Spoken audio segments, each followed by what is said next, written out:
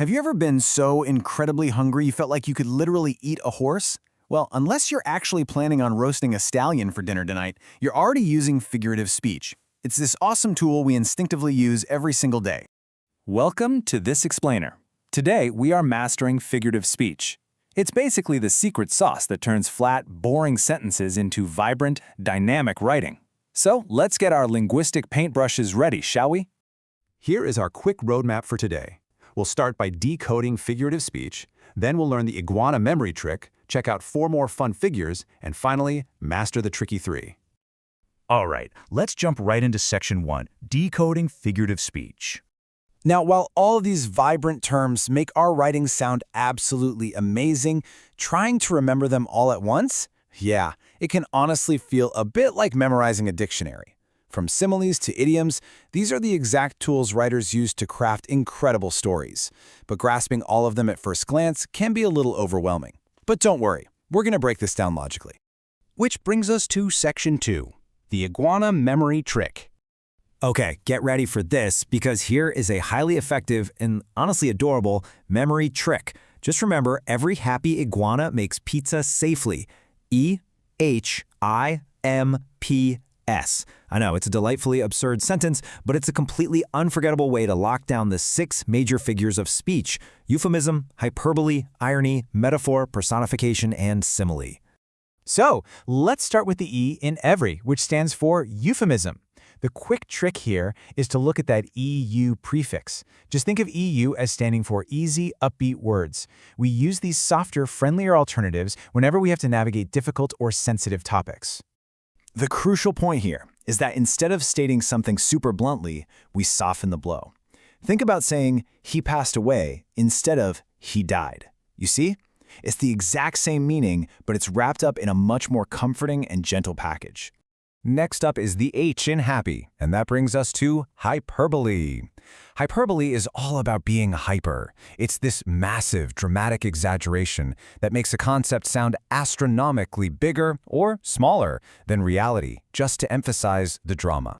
Bringing it right back to our very first question, I'm so hungry I could eat a horse, this perfectly proves how we use hyperbole in daily life. It's a totally theatrical exaggeration to show exactly how starving you are, not, an actual dinner plan. Moving right along to the I in iguana, we have irony. Now, this one always feels a bit like a mystery or a plot twist. To keep it straight, just remember that the I in irony stands for it's the opposite. It basically happens when the actual outcome is the complete, exact opposite of what you'd naturally expect. Just imagine this for a second. A fire station catches fire. Wait, what? The very place literally designed to put out fires is burning down? That right there is the perfect example of irony.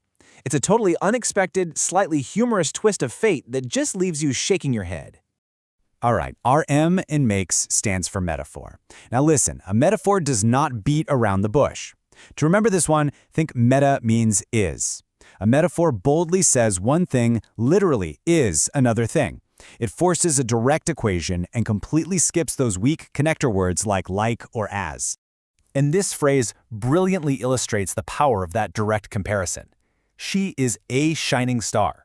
See, we aren't saying she is like a star. We turn her directly into one. It just paints such a beautiful, vivid picture in your mind with just a handful of simple words. Now for the P in pizza. Personification. And honestly, the biggest clue is right there in the name.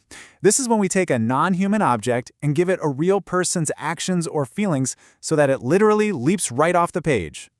Listen closely to this one. The wind whispered. By giving the wind a human voice, suddenly the weather isn't just blowing air, right? It has a personality. It has a secret to tell. It completely transforms the entire mood of the sentence. Finally, we hit the S in safely, which is simile. Here is your clever little trick for this one.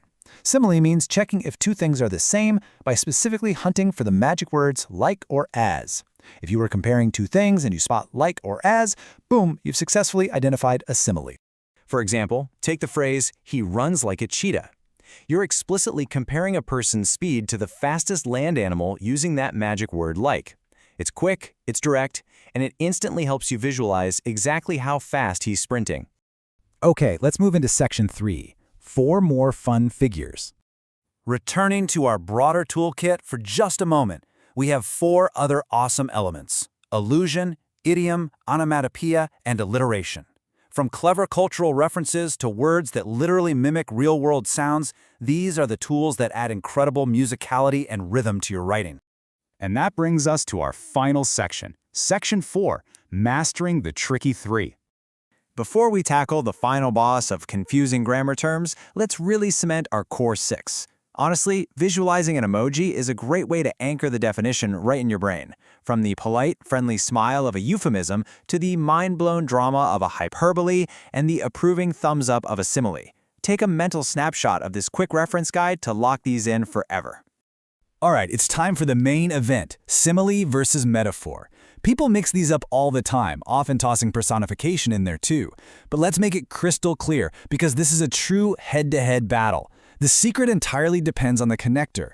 If you are comparing 2 things and you throw in like or as, the simile wins. If you boldly declare that one thing is another thing, the metaphor takes the crown. And if you are giving a non-human thing human actions instead of just comparing it, well, personification sneaks in for the victory.